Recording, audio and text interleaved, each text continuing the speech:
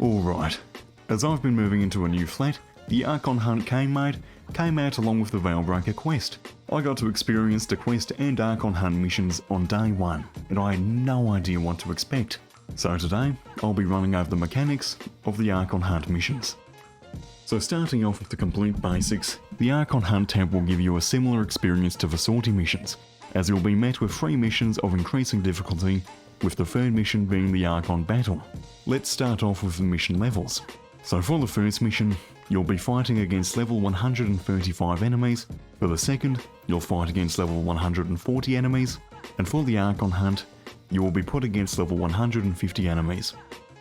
Yep, it's tough, and from here it only gets harder.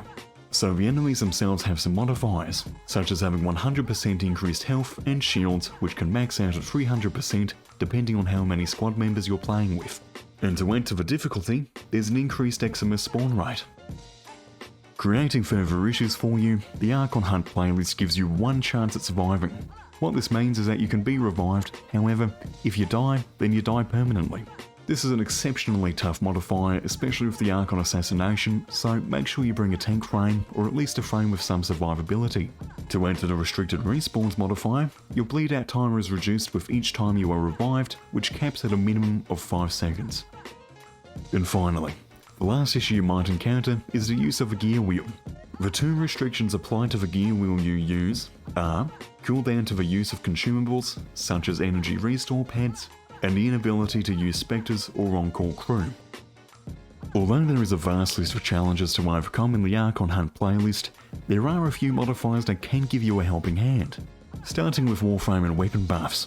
Just like in Arbitrations, there is 1 Warframe and 3 weapon buffs available, which are rotated with each week.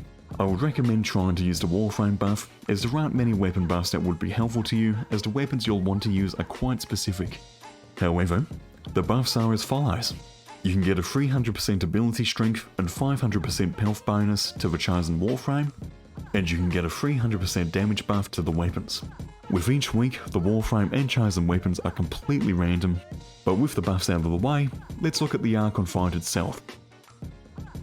The fight can be rather confusing and very hard unless you know what you're doing. You'll spawn in and you'll have to run to the first location where the Archon will first appear. Starting with the first stage, you'll be aiming to nuke half the Archon's health, as this will trigger the next stage. From here, you need to start damaging it. When dealing damage, the Archon has a few tricks up its sleeve to slow down the fight a bit.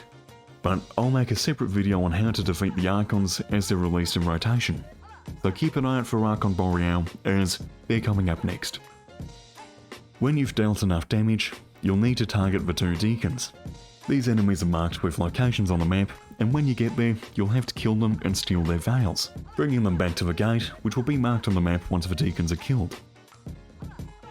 From here, you'll simply push through and damage the second half of the Archon's health, killing it, allowing you to interact with it and tear its shard out, completing the mission.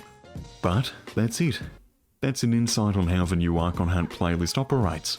If it helps you, think about subscribing so you don't miss new content coming from me. But that's all for today. Goodbye.